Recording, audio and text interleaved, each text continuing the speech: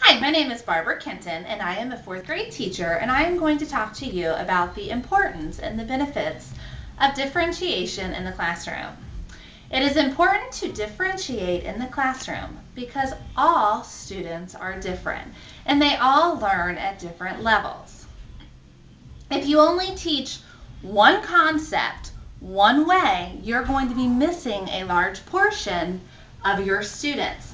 So in order to teach the low, the average, and the high students, you need, as a teacher, it is your responsibility to come up with different strategies so that you can meet the needs of all students in the classroom. One of the ways that teachers have been teaching different concepts and comparing and contrasting is with the use of Venn diagrams. Venn diagrams are also a great tool to use to differentiate in the classroom. They can be used to tier instruction and differentiate. One of the ways that you can do this is just by adding circles or taking away circles in the Venn diagram. For example, for a unit in math on quadrilaterals, some students may have difficulty studying or understanding that concept. So if you take something like a topic, quadrilaterals, and by adding two circles, you can have students compare rectangles with squares. In the center, students can put what they have in common, and on the outside, students will contrast them and put their differences.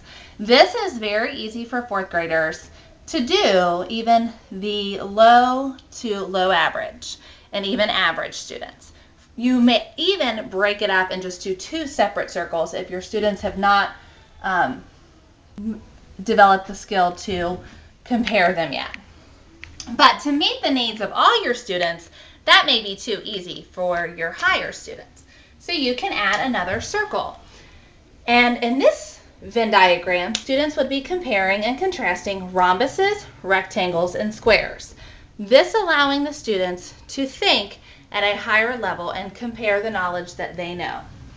Another way to do it is to add even more circles. You can make these extremely complex. In this Venn diagram, students are going to be comparing four different types of quadrilaterals: a rhombus, a rectangle, a square, and a parallelogram. Obviously, you can see the complexity as you add more circles and how this allows students to think at higher levels, and it accommodates your low learners, average learners, and your high learners. Venn diagrams can be used at the beginning of a lesson to introduce new topics to students, to help them figure out what they know and access their prior knowledge. They can also be used during a lesson, either as individual or group activities. They also can be used at the end of a lesson to assess what students have learned.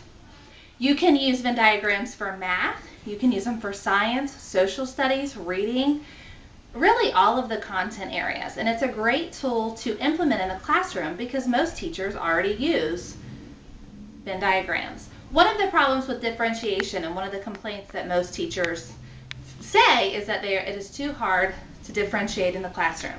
So it's important to take what you already do and what you already know and just expand on it and ask yourself, how can I use this to meet the needs of all of the students in the classroom?